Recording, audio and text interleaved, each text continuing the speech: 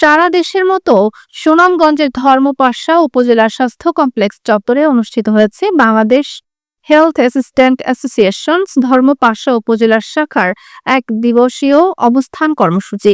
কর্মসূচিটি সকাল ৮টা থেকে শুরু হয়। স্বাস্থ্য সহকারীদের ৬ দফা ন্যায্য দাবি আদায়ের লক্ষ্যে কর্মসূচি পালিত হয়, যার মাধ্যমে তারা তাদের পেশাগত মর্যাদা ও অধিকার প্রতিষ্ঠার জোর দাবি জানান। দাবিসমূহ: নিয়োগ বিধি সংশোধন, শিক্ষাগত যোগ্যতা অনুযায়ী সমতা প্রদান, ১৪তম গ্রেড বাস্তবায়ন, ইন সার্ভিস ডিপ্লোমা প্রশিক্ষণের মাধ্যমে ১১তম গ্রেডে উন্নতিকরণ, টেকনিক্যাল পদমর্যাদা প্রদান, পেনশনযোগ্য চাকরির স্বীকৃতি ও স্বাস্থ্য অধিদপ্তরের অধীনে স্থায়ীকরণ কর্মসূচিতে সভাপতিত্ব করেন সংগঠনের সভাপতি জহুরুল আলম। উপস্থিত ছিলেন সাধারণ সম্পাদক আব্দুল কুদ্দুস, সাংগঠনিক সম্পাদক মেহেদী হাসান, মহিলা বিষয়ক সম্পাদক নুসরাত জাহান শিল্পী এবং সদস্য সৈয়দ মাহমুদ আলম খোকন।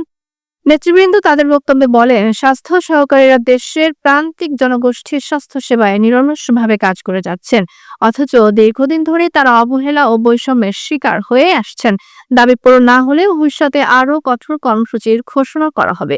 তারা আরও বলেন, দেশের টিকাদান কর্মসূচি, মা ও শিশু স্বাস্থ্য, রোগ প্রতিরোধ, সচেতনতা ও জরুরি স্বাস্থ্য সেবায় স্বাস্থ্য সহকারীদের অবদান অপরিসীম।